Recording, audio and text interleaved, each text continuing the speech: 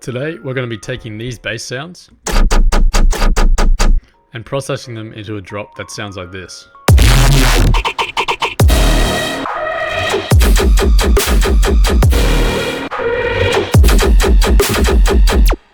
Right, so basically I'll just isolate these basses over here.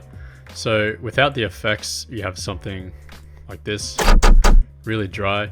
So basically what I did was added a fruity EQ, took out the lows on them.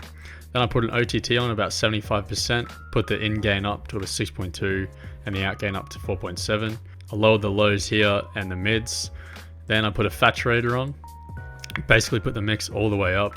Everything else is pretty much the same. Default fruity effector, and I put it on this Vox thing here, and without it, it kind of sounds like.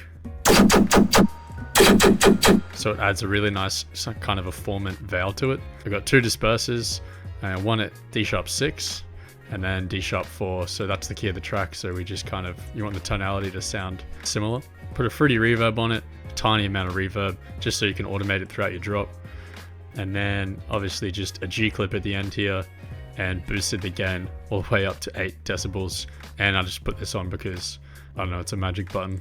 After that, I just routed these synths to a similar chain, laid some more synths, did a little bit of a fake drop with some type of percussion here.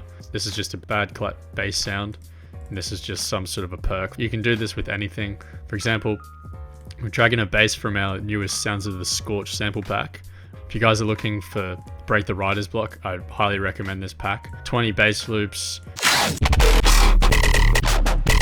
mix of presets, just like the one I put up there. Actually, this one is in this pack. 21 shots and some serum presets, and then these subs,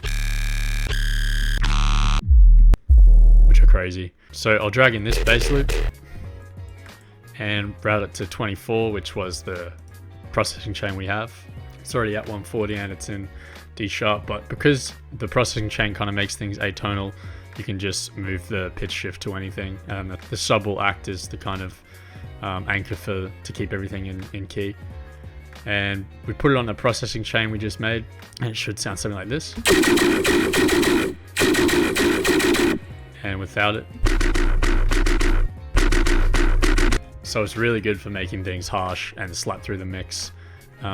So yeah, if you enjoyed this quick tutorial, guys, make sure to follow, like, and comment, and stay tuned for another one.